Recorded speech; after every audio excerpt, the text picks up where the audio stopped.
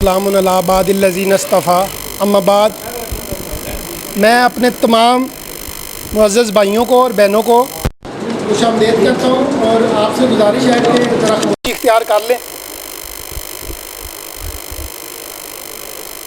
गुजरांवाला से आए हुए मेहमानों को, कराची से आए हुए मेहमानों को और दीगर शहरों से आए हुए मेहमानों को खुशामदीद करता हूँ और अकबरी जमाल लाहौर के अमीर जनाब भाई साहब को भी खुशामदीद करता हूँ।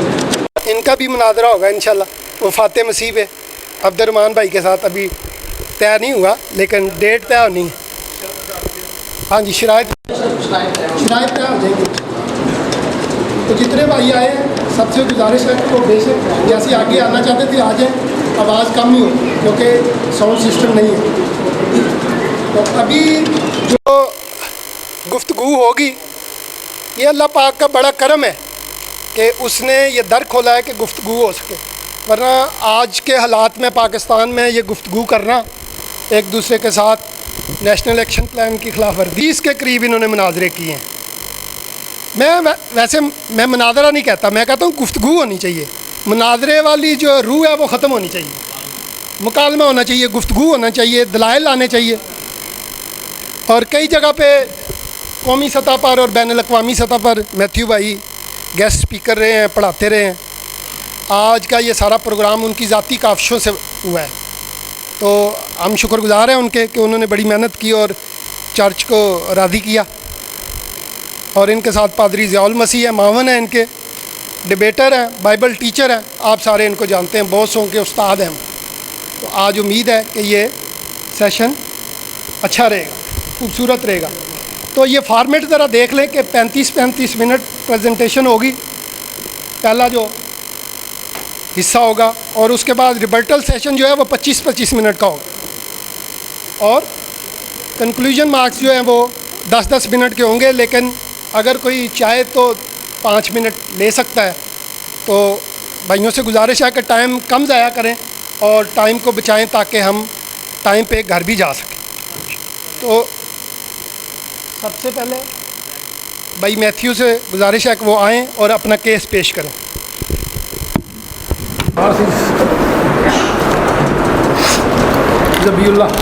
ये चल रहा है माइक, ये चल रहा है माइक, इसकी ज़रूरत है आपको? चलें। खुदा यीशु मसीह के अजीम और कादिर नाम में आप सबकी खिदमत में सलाम पेश करता हूँ। खुश हैं आप सब? अब तो आपको बहुत ज़्यादा खुश हो जाना चाहिए, इसलिए क्योंकि एक मुनाजरा आप सुन चुके हैं और दूसरा सुनने वाले हैं। तो खुदा के शुक्रगुज़ार हैं सारे इंतज़ामात के लिए और इस बात के लिए कि उसने हमारे लिए मुमकिन किया कि हम यहाँ पर बैठ के मज़हब को ज़ेर बहस ला सकें, मजहबी अकायद को ज़ेर बहस ला सकें। भाई हकीम इमरान साकिब का मैं शुक्रिया अदा करना चाहूँगा जो गुजरांवाला से यहाँ पर आए ताकि ये गुफ्तगू की जा सके। और एक दफ़ा पहले भी हमारी गुफ्तगू होते होते रह गई, इसलिए क्योंकि तब हमें जगह नहीं थी ये मिली, तो हमें फिर जो है मुलतवी करना पड़ा मुनाजरा। आज खुदा का शुक्र है कि जो हमारी पोस्टपोन मीटिंग थी वो हो रही है। तो काफ़ी दूर दराज से भी दोस्त आए हैं, उनका भी शुक्रिया। गुफ्तगू शुरू करने से पहले ये एक तोहफ़ा है मेरी तरफ से भाई इमरान साकिब के लिए रेफरेंस बाइबल का, ये लीजिए। छोटी सी दुआ करना चाहूँगा, आंखें बंद कीजिएगा। खुदा बाप तेरे नहाय शुक्रगुज़ार हैं इस वक्त के लिए जो तूने बख्शा, तूने हमें ज़िंदगी दी, सेहत तंदरुस्ती दी। खुदा बाप तूने मुमकिन किया कि खुदा बाप हम इकट्ठे होकर गुफ्तगू कर सकें। उस खिदमत को जो तूने मुझे सरअंजाम दी है, जो तूने मुझे सौंपी है, जब सरअंजाम देने को हूँ तो अपने आप को मुकम्मल तौर से तेरे हवाले करता हूँ और इस बात का इकरार करता हूँ कि मैं कुछ भी नहीं, मुझे तेरी ज़रूरत है। तू मेरी मदद कर खुदा बाप, ताकि जो कुछ तू चाहता है कि मैं कहूँ, जो तू मुझसे कहलवाना चाहता है सिर्फ वही कहूँ, और जिन बातों के कहने से तू मुझे बाज रखना चाहता है वो बातें मैं बिल्कुल ना कहूँ, और जितनी बातें मेरे मुंह से निकलें वो सब ज़िंदगियों के लिए बाइसे बरकत ठहरें। खुदा यीशु मसीह के कवी कादिर नाम में आमीन। जो हमारा मौजू है आज का वो है ज़बीउल्लाह। ज़बीउल्लाह जो लफ्ज़ हैं, ये दो अल्फाज हैं, ये दरअसल दो कौमों में मौजूद एक नज़रिए की नुमाइंदगी करते हैं। ये दोनों अल्फाज पीछे ही रखें इसे।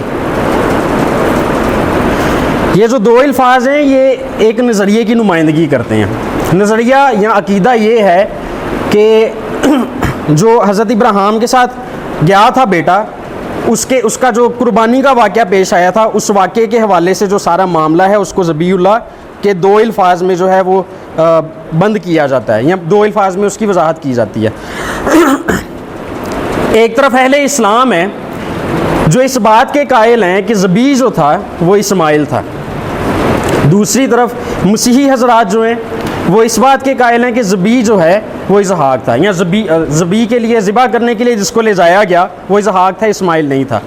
2 नज़रियात हैं, दोनों ठीक नहीं हो सकते, कोई एक ही ठीक होगा इनमें से। हाँ, मुसलमानों में और मसीहियों में जिस बात पर इत्तफाक है वो बात यह है कि वाक़या ज़रूर पेश आया था, इस बात में दोनों का इत्तफाक है।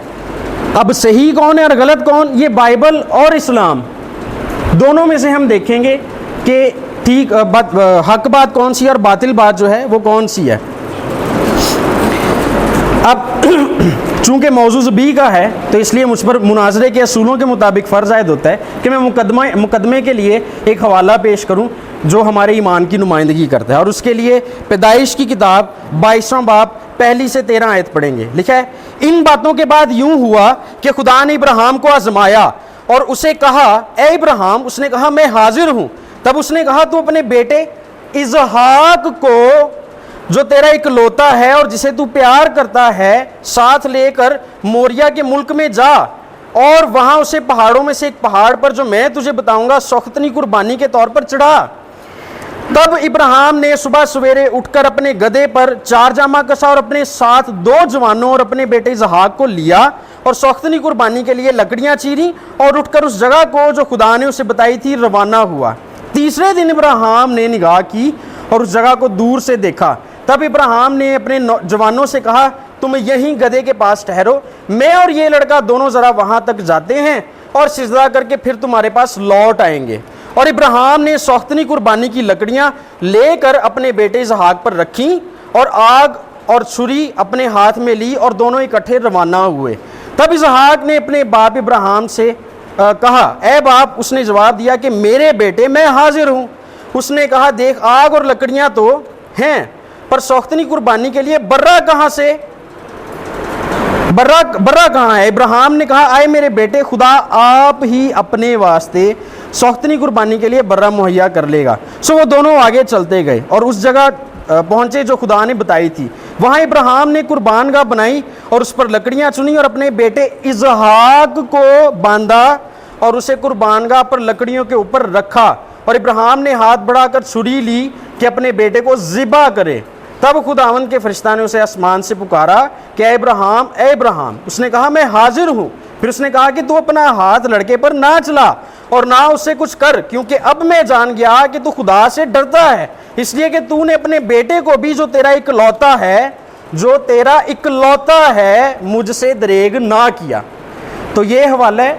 इस हवाले के मुताबिक ये हमारा जो ईमान है कि इसहाक था जिसको ज़िबा के लिए ले जाया गया, ये हवाला उसकी बड़े मुफस्सल तरीके से उस वाक़े को बयान करता है। तो ये हमारा मौक़िफ़ है, ये हमारा मुद्दा है। हम ये कहते हैं कि इसहाक था। अब जिस तरह अब मसीही अगर मानते हैं तो इसहाक था, तो उसके लिए हमारे पास बुनियाद कहाँ से हमें मिलती है? बाइबल मुक़द्दस में से। अगर मुसलमान हजरात की बात कर लें तो मुसलमान हजरात के पास भी एक हवाला मौजूद है कुरान शरीफ में, और कुरान शरीफ में जो हवाला मौजूद है वो मैं आपको पढ़ के सुनाता हूँ। ये वाक़या जो है पूरे कुरान में एक ही जगह पर है। ज़बी वाली जो बात है ये पूरे कुरान शरीफ में सिर्फ एक ही जगह पर आई है। सुनिएगा, मैं क्या जो पढ़ने जा रहा हूँ उसे गौर से सुनिएगा। सूरह सिफ़ात 37 नंबर सूरत है कुरान की, और उसकी जो है 101 नंबर आयत। लिखा है, बस बिशारत दी हमने उसको साथ एक लड़के तहम्मुल वाले की। बस जिस वक्त पहुंचा साथ उसके दौड़ने को, कहा आए छोटे बेटे मेरे, तहकीक में देखता हूं कि बीज ख्वाब के तहकीक में ज़िबा करता हूं तुझको। बस देख क्या देखता है तू। कहा ऐ बाप मेरे, कर जो कुछ हुक्म किया जाता है, तू शताब पावेगा तू मुझको अगर चाहा अल्लाह ने सब्र करने वालों में से। यहाँ पर लिखा हुआ है छोटे बेटे की, ये मेरा तर्जमा नहीं है, ये कुरान शरीफ का तर्जमा है, इनका तर्जमा है, हमारा तर्जमा नहीं है, हमारा किया गया नहीं है। शाह रफ़ीउद्दीन का तर्जुमा है ये कुरान का, जहाँ पर लिखा हुआ है छोटे बेटे। तो छोटा बेटा कौन था? इसहाक था छोटा बेटा। अब बात यह है कि कुरान शरीफ के बेशतर तराजिम में लिखा होता है आए बेटे, प्यारे बेटे, मेरे बेटे। चलें फ़र्ज़ किया for the sake of argument कि तर्जुमा दुरुस्त यही है मेरे बेटे, हम मानते नहीं हैं, सिर्फ for the sake of argument, दलील की खातिर हम मान लेते हैं कि भाई तर्जुमा है मेरे बेटे या प्यारे बेटे। फिर भी नाम तो किसी का नहीं ना आया, हमारे पास तो वाज़े तौर पर नाम लिखा हुआ है बाइबल मुकद्दस में कि वो इसहाक था जिसको कुर्बानी के लिए ले जाया गया। बरक्स इसके कुरान शरीफ में एक ही जगह पर यह वाक़या है और वहाँ भी नाम किसी का बताया ही नहीं गया। अब हम यहाँ से किस तरह बताते हैं कि इसहाक का जिक्र है, आगे चल के उस पर गौर करेंगे। तो खैर ये था मेरा मुद्दा था और इसके हक़ में आगे मैं कुछ दलाइल दूँगा। अब देखिए मुसलमान हजरात जो हैं इनके पास नाम भी नहीं लिखा हुआ कुरान शरीफ में इस्माइल का, जहाँ पे ज़बी का वाक़या है वहाँ पर कुरान शरीफ में नाम भी नहीं इस्माइल का लिखा हुआ। लेकिन फिर भी क्यों इतनी सीनाजोरी की जाती है, क्यों आसमान और ज़मीन के कलाबे मिलाए जाते हैं, ये साबित करने के लिए कि इस्माइल था जिसको कुर्बानी के लिए ले जाया गया था। इसलिए क्योंकि कुर्बानी के लिए जाने वाला जो बेटा था वो वादे का फर्जंद था, वो खुशखबरी का बेटा था और वो इकलौता बेटा था, वही अब्दी अहद का भी फर्जंद था। और इसीलिए फिर मुसलमान हजरात जो हैं वो कोशिश करना शुरू कर देते हैं कि इन चार मेयारात पे इस्माइल को किसी तरह से पूरा उतारा जाए। वादे का फर्जंद, खुशखबरी का बेटा, मौजज़ाना तौर से जिसकी पैदाइश हुई हो, और अब्दी अहद का फर्जंद। तो ज़बी वाले मामले को पूरा करने के लिए फिर इन चारों बातों पे, इन चारों मेयारात पे भी मुसलमानों को हज़रत इस्माइल को पूरा उतारना पड़ता है। लेकिन क्यों? सवाल फिर से वही है, क्यों? इसलिए क्योंकि जो अब्दी अहद का फर्जंद है, नबूवत और पैगंबरी का सिलसिला उसी से चलना था। दूसरे लफ्ज़ों में ये कि अगर ये साबित हो जाता है कि हज़रत इस्माइल नबी नहीं है, हज़रत इस्माइल को अब्दी अहद के फर्जंद नहीं है, तो इसका मतलब वो नबी नहीं है, और अगर वो नबी नहीं है तो उनकी नस्ल से कोई नबी नहीं आ सकता, और अगर उनकी नस्ल से कोई नबी नहीं आ सकता तो पैगंबर इस्लाम की नबूवत पर भी सवालिया निशान बनता है। और अगर ये काम होता है तो फिर इस्माइल चूँकि अगर नबी नहीं है तो इस्लाम का भी कोई वजूद नहीं है, इस्लाम भी फिर बेवजूद साबित होता है। तो इस्लाम है तो सही लेकिन बेबुनियाद, यानी कि किसी बुनियाद के ऊपर नहीं इस्लाम खड़ा। फिर अगर इस्माइल नबी नहीं तो इस्लाम बगैर बुनियाद के खड़ा हुआ है। तो खैर हम देखेंगे कि ये जो चार बातें हैं, इकलौते वाली और वादे के फर्जंद वाली और ये बाकी जो बातें हैं, इनको हम देखेंगे कि बाइबल मुकद्दस और कुरान शरीफ मुतफ़िका तौर पर इसके बारे में क्या कहते हैं। मैं मुसलमानों की बात नहीं कर रहा, मुसलमान क्या कहते हैं, मैंने जो अल्फाज बोले हैं उन पर गौर कीजिएगा कि कुरान शरीफ क्या कहता है। ठीक है, कुरान शरीफ क्या कहते हैं हम ये देखेंगे, या अहले इस्लाम के जो इमाम हैं और जो बुज़ुर्ग हैं वो क्या कहते हैं, तो उनकी बातों को हम देखेंगे। वादे का फर्जंद और खुशखबरी का बेटा, ये इधर पेजेस पढ़े, ये नीचे ये दीजिए। वादे का फर्जंद और खुशखबरी का बेटा, पैदाइश की किताब 18वां बाब उसकी पहली आयत से 15वीं आयत तक।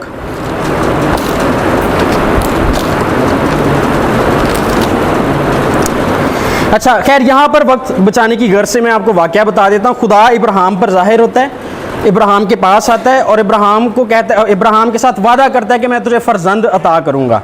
और जिस बीवी के मुतल्लिक वो वादा आता है वो कौन सी बीवी होती है? सारा होती है, क्योंकि वहाँ पर वो हंस पड़ती है। और फिर उसे बताया जाता है कि तू हामला होगी। तो यहाँ पर हमें बताया जाता है कि जिसका वादा किया गया वो कौन सा फर्जंद था? वो इसहाक था, ना कि इस्माइल, इस चैप्टर के मुताबिक। ये बात सिर्फ यहीं पर मरकूम नहीं है, ऐसी बात की जो तायद या तस्दीक है वो और भी मकामात पर हुई है। मिसाल के तौर पर अगर आप पैदाइश 21वां बाब पढ़ें, उसकी 12 और 13 आयत, तो वहाँ पर देखिए क्या लिखा हुआ है। ये ख़ास तौर पे गौर से इसलिए सुनिएगा क्योंकि यहाँ पे हाजरा बीबी और जो हज़रत इस्माइल है उनका भी जिक्र है। यहाँ पर लिखा हुआ है, पर इब्राहिम को उसके बेटे के बाइस ये बात नहायत बुरी मालूम हुई है। उस तब का वाक़या जब सारा ने कहा था कि इनको निकाल दो आप। अच्छा, जब बुरी मालूम हुई तो फिर खुदा ने आगे से क्या कहा, गौर से सुनिएगा। और खुदा ने इब्राहिम से कहा कि तुझे इस लड़के और अपनी लौंडी के बाइस बुरा ना लगे, जो कुछ सारा तुझसे कहती है तो उसकी बात मान। क्यों मान? आगे वजह भी सुने, क्योंकि इसहाक से तेरी नस्ल का नाम चलेगा। अच्छा, किस नस्ल में पैगंबरी और नबूवत का सिलसिला चलना था? इसहाक की नस्ल से। आगे सुनिए, और इस लौंडी के बेटे से भी एक कौम पैदा करूंगा इसलिए कि वो तेरी नस्ल है। अच्छा, उधर सिर्फ एक कौम पैदा करने का जिक्र है, लेकिन वहाँ पे ये बात नहीं लिखी हुई कि इससे आगे जो है वो नबूवत का, पैगम्बरी का सिलसिला भी होगा। तो वादे की हम बात कर रहे थे, तो ये वादे का फर्जंद कौन है? इजहाक। क्योंकि यहाँ पर भी जब निकाला गया है तो उस वक्त भी खुदा कह रहा है कि जो वादे का फर्जंद है, यानी कि जिससे तेरी नस्ल चलेगी, वो इजहाक है, ना कि इस्माइल। उसके बाद जो तीसरा वाला है वो है रोमियो 9वां बाब, उसकी 4 से 9वीं आयत।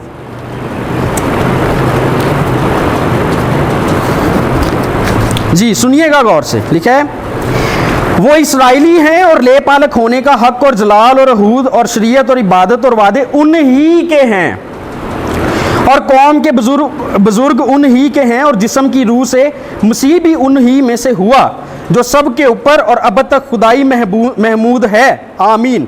लेकिन ये बात नहीं कि खुदा का कलाम बातिल हो गया। आगे गौर से सुनिएगा, इसलिए कि जो इसराइल की औलाद में से हैं वो सब इसराइली नहीं है। पहले नंबर पर तो यही बताया जा रहा है कि जो इसराइल की औलाद से हैं वो भी सब इसराइली नहीं है। अब अगली बात है वो सुनिए, और ना इब्राहिम की नस्ल से होने के सबब से सब फर्जंद ठहरे।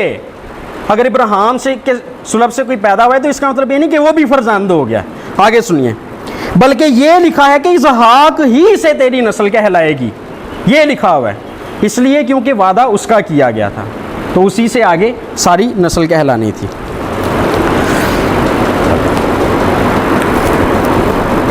अच्छा, ये जो बात थी कि खुशखबरी का बेटा या वादे का फर्जान जो है ये इसहाक है, इसके लिए कुरान शरीफ में भी आपको जो है वो शहादतें मिलती हैं। मिसाल के तौर पर कुरान शरीफ का भी इस हक में एतराफ़ है। अगर आप सूरा हुद पढ़ें, उसकी 69 नंबर आयत से 74 तक, तो वहाँ पर लिखा है, और हमारे भेजे हुए इब्राहिम के पास खुशखबरी लेकर आए, उन्होंने कहा सलाम, उसने कहा सलाम, सलाम कहा और सलाम का जवाब सलाम ही मिला। बस देर ना की कि एक बुना हुआ बछड़ा ले आया। फिर जब देखा कि उनके हाथ उस तक नहीं पहुंचते तो उन्हें अजनबी समझा और उनसे डरा। उन्होंने कहा खौफ ना करो, हम तो लूत की कौम की तरफ भेजे गए हैं। और उसकी औरत खड़ी थी। तब अब जो औरत खड़ी है, ये वाकया गौर से सुनिएगा, ये वाकया एक जगह पर नहीं है, और भी 2 जगहों पर है, वो भी बयान करूंगा। लिखा है उसकी औरत खड़ी थी, तब वो हंस पड़ी, फिर हमने उसे इसहाक के पैदा होने की खुशखबरी दी। किसके पैदा होने की? इसहाक के पैदा होने की खुशखबरी दी। मतलब खुशखबरी का बेटा जो है इसहाक है, और इसहाक के बाद याकूब की, यानी कि अगली नस्ल का भी वादा किया जा रहा है। आगे सुनिएगा, वो बोली ए अफसोस, क्या मैं बूढ़ी हूं कि क्या मैं बूढ़ी होकर जनूंगी? मेरा खावंद भी बूढ़ा है। ये तो एक अजीब बात है। अच्छा, यहाँ पर लिखा हुआ है कि वो हंस पड़ी थी, और हंसने के बाद फिर उन्होंने आगे जवाब दिया। उन्होंने कहा क्या तू अल्लाह के हुक्म से ताज्जुब करती है? तुम पर ए घर वालों अल्लाह की रहमत और उसकी बरकतें हैं, बेशक वो तारीफ़ किया हुआ बुजुर्ग है। ये था जी एक हवाला। दूसरा हवाला सुनिएगा, सूरा सिफात वाला। सूरा सिफात 37 नंबर सूरत, उसकी 101 नंबर आयत से आगे हम पढ़ेंगे। लिखा है बस हमने उसे एक लड़के हिलम वाले की खुशखबरी दी, और हमने उसे इसहाक की खुशखबरी दी कि वो नबी और एक और नेक लोगों में से होगा। तो खुशखबरी किसकी दी? वादा किसका किया गया? इसहाक का किया गया, ना कि इस्माइल का। उसके अलावा आप सूरा ज़ारियात वाला हवाला पढ़ें, 51 नंबर सूरत है, उसकी 24 से 30 नंबर आयत पढ़ें, तो वहाँ पर लिखा है क्या आपको इब्राहिम के मोअज़्ज़िज़ मेहमानों की बात पहुँची जबकि वो इस पर दाखिल हुए? फिर उन्होंने सलाम किया। सलाम, इब्राहिम ने सलाम का उस सवाल का जवाब दिया। ख्याल किया कुछ अजनबी से लोग हैं, बस चुपके से अपने घर वालों के पास गया और एक मोटा बछड़ा तला हुआ लाया, फिर उनके सामने ला रखा, फरमाया क्या तुम खाते नहीं? फिर उनसे खौफ महसूस किया, उन्होंने कहा तुम डरो नहीं, और उन्होंने उसे एक दानिशमंद लड़के की खुशखबरी दी। किस लड़के की खुशखबरी दी? दानिशमंद लड़के की खुशखबरी दी। फिर उनकी बीवी शोर मचाती हुई आगे बढ़ी और अपना माथा पीट कर कहने लगी क्या बुढ़िया बांझ जनेगी? उन्होंने कहा तेरे रब ने यूं ही फरमाया है, बेशक वो हिकमत वाला दाना है। यहाँ पर बुढ़िया बांझ का जिक्र है। हाजरा बीबी जो थी वो बुढ़िया बांझ नहीं थी। बुढ़िया बांझ कौन थी? सारा थी, और इसलिए उनको खुशखबरी दी जा रही है। खुशी की खबर ही उनके लिए है, खुशी की खबर ही उस बीवी के लिए है जो बांझ है, जो बेटा जनने की सलाहियत नहीं रखती, औलाद जनने की सलाहियत नहीं रखती। तो ये खुशखबरी का जो बेटा इसहाक है। और वादा भी इसहाक का यहाँ पे किया जा रहा है, इसहाक के बाद बल्कि याकूब का भी किया जा रहा है। ये बातें तो नहीं है एक तरफ। आपको मैंने कहा था कि दोनों हवालाजात जो मैं पढ़ रहा हूँ इनको गौर से सुनिएगा। अच्छा, गौर से जब इनको पढ़े तो एक बड़ी अजीब सी बात भी इसमें से निकलती है। जो पहला हवाला हमने पढ़ा सूरह हुद वाला, उसमें जब फरिश्ते आते हैं उनके पास, हज़रत इब्राहीम के पास और उनकी अहलिया के पास, तो वहाँ पर लिखा है कि वो हंस पड़ी, और यहाँ पर लिखा हुआ है कि उन्होंने अपना माथा पीटा। और इन दो बातों में भी एक वाज़े कंट्राडिक्शन है, माथा पीटा या हंस पड़ी या हंसते हुए माथा पीटा, ये अब हमें नहीं पता, ये तो हकीम साहब ही बताएंगे कि क्या हुआ था। हाँ जी, अच्छा फिर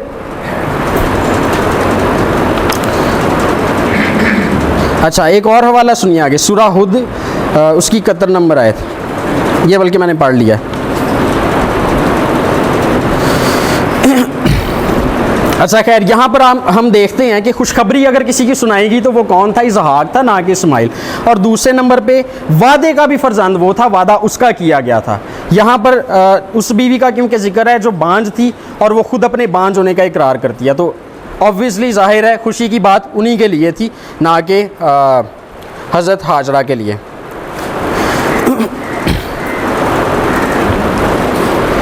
अच्छा जी, फिर से वही बात, एक तो खुशखबरी की बात आ गई कि खुशखबरी का बेटा कौन था, दूसरे नंबर पर हमने देखा कि वादे का फर्जंद कौन था, तीसरे नंबर पर बात यह है कि मौजज़ाना तौर से जो पैदा हुआ वो कौन था। तो मौजज़ाना तौर से जो पैदा हुआ वो इसहाक था, ना कि इस्माइल। इसलिए क्योंकि मौजज़ा अकल को आजिज़ कर देने वाली बात को कहते हैं ना, तो अकल को आजिज़ बात कर देने वाली बात यही थी कि एक बांझ है, जो दोनों शौहर और बीवी हैं, जो बीवी है वो बांझ है और उम्र रसीदा है, लेकिन उनसे खुदा ने उनको औलाद दे दी। उनकी उम्र की इसी हालत में, उनकी जो सूरत हाल थी उसी सूरत हाल में खुदा ने उनको औलाद दे दी। ये अकल को आजिज़ करने वाली बात थी। तो मौजज़ाना तौर पर जो पैदाइश है ये इसहाक की हुई, ना कि इस्माइल की। उसके बाद बात आ जाती है अबदी अहद का फ़र्जंद। अबदी अहद का फ़र्जंद जो है वो कौन था? सूरह हुद में भी हमने पढ़ा, जो मैंने आगे हवाला पेश किया था, जिसमें लिखा है कि इसहाक और उसके बाद याकूब की खुशखबरी सुनाई। फिर सूरह मरियम का एक हवाला है, सूरह मरियम उसकी 49 नंबर आयत, उसे अगर आप पढ़ें तो वहाँ पर लिखा है, फिर जब उनसे लैदा हुआ और उस चीज़ से जिन्हें वो अल्लाह के सिवा पूछते थे, हमने उसे इसहाक और याकूब अता किया और हमने हर एक को नबी बनाया। इब्राहिम को इसहाक और याकूब अता किया और उनको नबी बनाया, यानी कि नबूवत और पैगम्बरी वाला सिलसिला यहाँ पे चल रहा है। और हमने इसहाक और याकूब अता किया और उसकी नस्ल में नबूवत और किताब मुकर्रर कर दी, और हमने उसे इसका बदला दुनिया में दिया और वो आखिरत में भी अलबत्ता नेकों में से होगा। तो यहाँ पर देखें, अबदी अहद का फर्जंद, वादे का फर्जंद, खुशखबरी का बेटा, और जो जिसकी पैदाइश मौजज़ाना तौर से हुई वो इसहाक है, ना कि इस्माइल। और ये सिर्फ बाइबल मुक़द्दस की बात नहीं है, कुरान शरीफ के भी जो फ़िक़रात हमने पढ़े उनमें भी बिल्कुल इसी तरह की बात ही हो रही है। अच्छा, ये तो थी एक बात। हमारे मुसलमान दोस्त इस बात को बखूबी जानते हैं कि जब हज़रत इब्राहीम का जो वाक़या सूरह सफ़ात में लिखा हुआ है, अगर उस वाक़े को गौर से पढ़ें तो उसमें बड़ी दिलचस्प बात एक लिखी हुई है। उसमें बड़ी एक दिलचस्प बात लिखी हुई है। सूरह सफ़ात 37 नंबर सूरत, उसकी 38 से 101 नंबर आयत, ये निकाल के दीजिएगा ज़रा मुझे।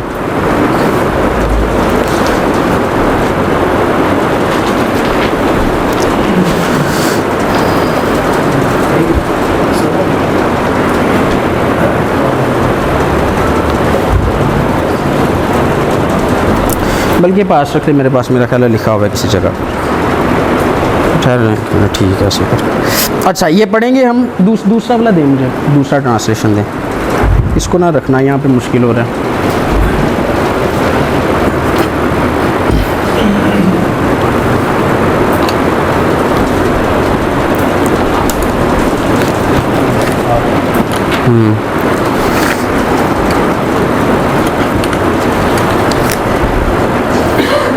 हाँ जी, सुनिएगा,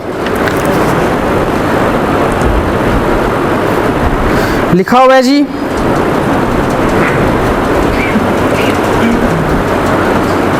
तब वो उनसे पीठ फेर कर लौट गए।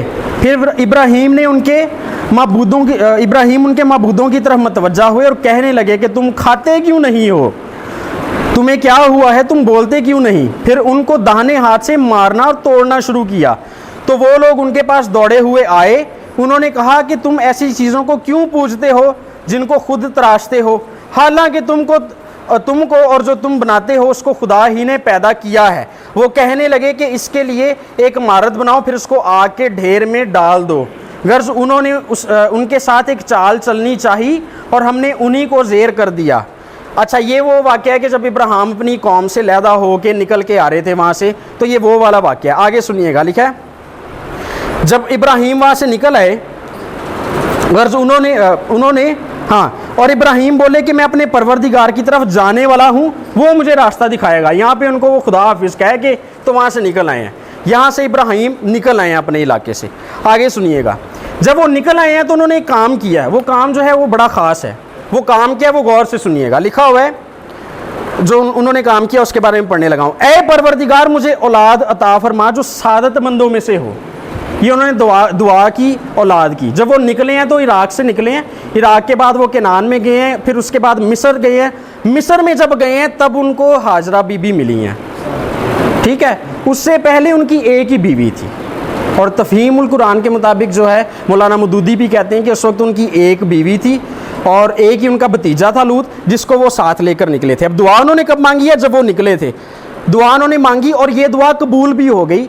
अब दुआ किसके लिए मांगी थी, किसके बारे में थी? वो हज़रत सारा के लिए। हमें किस तरह पता चलता है? इस तरह से कि जब वो निकले उस वक्त उनकी एक ही बीवी थी और उसी वक्त उन्होंने दुआ मांगी थी। आगे वो दुआ सुनी भी गई और सुनिए क्या लिखा हुआ है।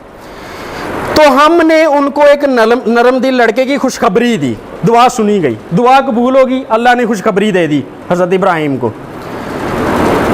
तो उस वक्त एक ही बीवी थी और उसी के लिए दुआ की गई। तो जब वो दुआ सुनी गई तो वो एक बीवी सारा थी, तो उसका बेटा फिर कौन हुआ? इसहाक, ठीक है। ये कुरान के मतन के मुताबिक और कॉन्टेक्स्ट में मैंने ये बात पढ़ी है। जब वो उनके साथ दौड़ने की उम्र को पहुंचा तो इब्राहिम ने कहा कि बेटा, मैं ख्वाब में देखता हूँ कि गोया तुमको ज़िबा कर रहा हूँ। तो यहाँ पर आगे उनकी फिर कुर्बानी का जिक्र है हज़रत इसहाक की। और जो हमने तर्जुमे में से दूसरे तर्जुमे में से पढ़ा था वहाँ पर लिखा हुआ है छोटा बेटा, जो कि ठीक है ग्रामर के एतबार से भी। उस पर आगे जाकर मैं थोड़ी सी और गुफ्तगू करूँगा।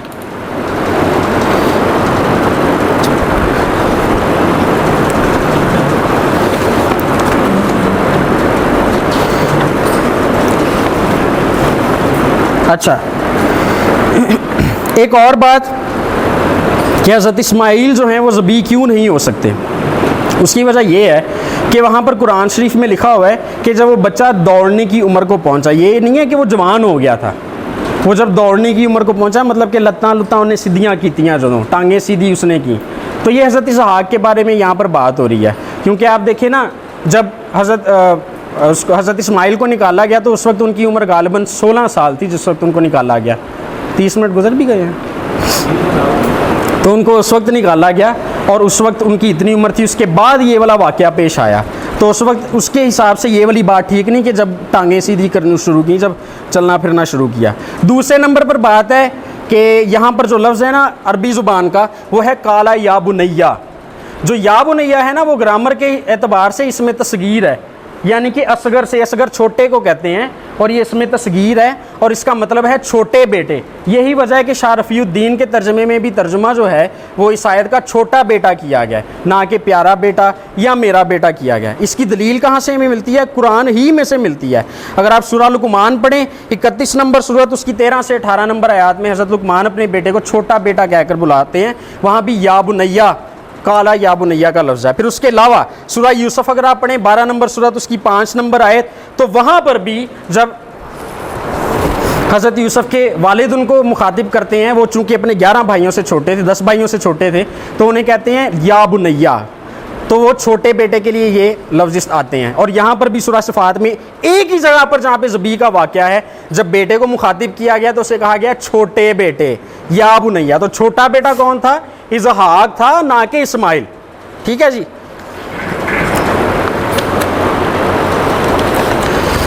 अच्छा, फिर उसके बाद हज़रत इस्माइल जो हैं वो ज़बी नहीं हो सकते।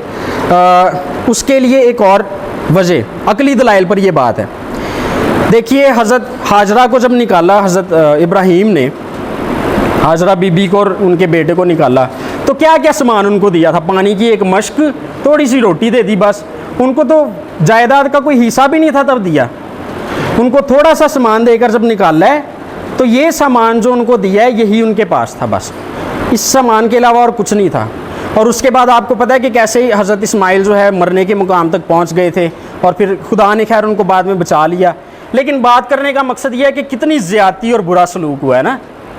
अब ज़बी का जब वाक़या होता है तो होता ये है हमारे मुसलमान दोस्तों के मुताबिक कि इस्माइल की कुर्बानी दी जाती है। आपको क्या लगता है कि जब हज़रत इस्माइल गए होंगे हाजरा बीबी के पास और उनको हज़रत इब्राहीम गए होंगे हाजरा बीबी के पास और उनको कहा होगा जी बेटा तो देना है, इसकी मैंने कुर्बानी चढ़ानी है, तो उन्होंने क्या खुशी खुशी दे दिया होगा? उन्होंने तो सबसे पहले उनका ये एतराज़ बनता है कि भाई पहले हमें धक्के मार के घर से निकाला है और जब हमें घर से निकाला है तो साथ कोई सामान भी नहीं दिया, थोड़े बहुत पैसे ही दे देते। ये उन्होंने कुछ भी नहीं कहा, उन्होंने भी चुप करके कहा ले जाओ जी बेटा, ले जाओ आप कुर्बान कर दो। ये अकली दलाइल पर ही बात पूरी नहीं उतरती, बिल्कुल नहीं उतरती। दूसरे नंबर पर पहले तो हमने ये देखा ना कि नबूवत और पैगम्बरी वाली वो लिस्ट में ही नहीं आते। पैगम्बर हज़रत